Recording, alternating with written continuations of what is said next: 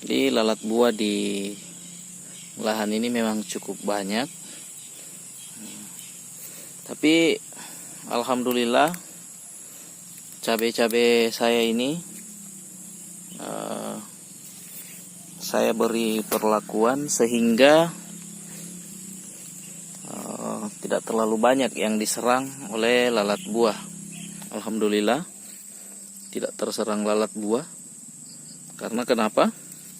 Kita memasang perangkap lalat buah seperti ini.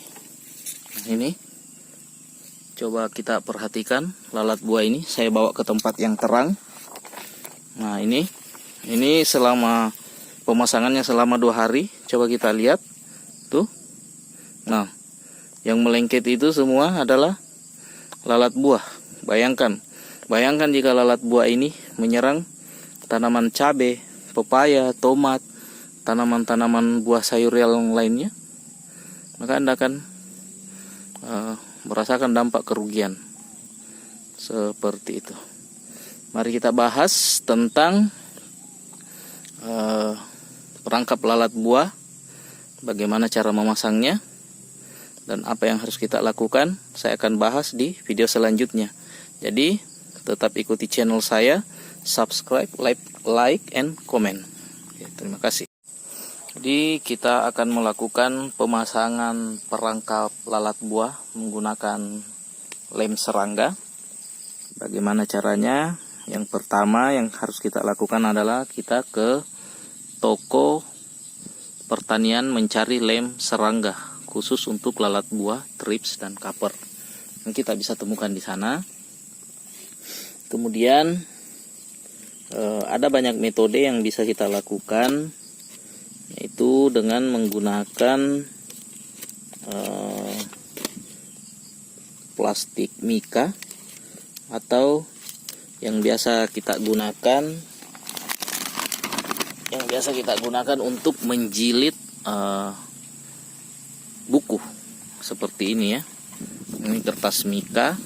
Ini banyak di tempat fotokopi. Kita tinggal bilang ke plastik mika atau jilid buku atau makalah yang biasa dipakai anak-anak sekolah seperti ini. Kemudian seperti ini. Saya buka dulu ya, agak susah. Jadi modelnya seperti ini. Ini 1 lembar. Satu sisinya kita beri lem serangga dan kita ratakan menggunakan sikat gigi. Yang paling bagus sikat gigi ya, tapi juga bisa menggunakan kuas. Tapi saya lebih suka menggunakan sikat gigi. Nah, setelah kita ratakan satu sisinya, kemudian kita ambil lagi lembaran berikutnya. Nah, lembaran berikutnya ini kita beri juga lem salah satu sisinya. Nah, setelah salah satu sisinya kita beri lem, kemudian kita tempelkan seperti ini bagian yang sudah diberi lem. Nah, seperti ini. Jadi kenapa dilakukan seperti ini? Supaya ketika kita membawa ke kebun ini cukup mudah. Jadi tidak terlalu melengket.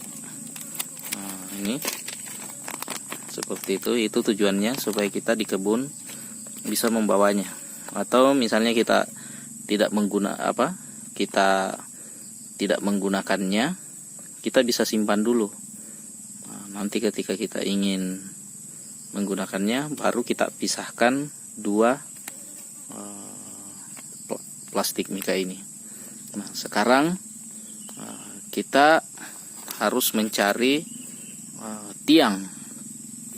Jadi tiangnya bisa menggunakan bambu, kayu-kayu kecil seperti ini, agar kita bisa tancapkan seperti ini. Usahakan dia lebih tinggi dari tanaman-tanaman kita agar mudah dilihat oleh serangga.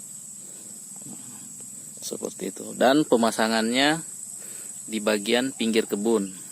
Sebaiknya kita pasang di bagian pinggir kebun. Nah, yang ini kayu tadi kita sudah belah sedikit seperti ini agar kertas mikanya masuk. Kita pasang di pinggir kebun seperti ini. Jadi di pinggir kebun saja yang kita pasang. Kenapa? Karena hama atau serangga itu sebenarnya datangnya dari luar. Jadi ketika mereka dari luar sana, mereka baru mau masuk, mereka akan mencium aroma atau tertarik oleh lem yang kita sudah pasang sebagai perangkapnya. Jadi sebelum mereka masuk, mereka akan singgah dulu di lem ini. Jadi ketika dia datang melengket, sudah berarti dia tidak sempat masuk ke lahan kita. Bagaimana jika kita pasang di tengah lahan kita? Nah, otomatis mereka akan datang, mereka akan menarik semua lalat buah yang di sekitar kebun kita. Mereka akan masuk ke kebun kita. Setelah mereka masuk, ternyata mereka tidak sempat singgah di lem kita yang berada di tengah kebun. Mereka terlebih dahulu lebih tertarik dengan warna-warna cerah dari cabai kita, sehingga mereka akan singgah meletakkan telurnya. Kemudian setelah meletakkan telurnya, baru mereka melihat perangkap kita dan mereka akan terperangkap ke sana. Tetapi telurnya akan bersarang di cabai kita dan tetap saja cabai kita terserang oleh lalat buah. Jadi lebih baik kita pasang dia di pinggir kebun seperti ini. Jadi jaraknya tinggal atur sendiri. Kalau saya cuma pakai jarak kira-kira mungkin sekitar 10 meter atau 8 meter.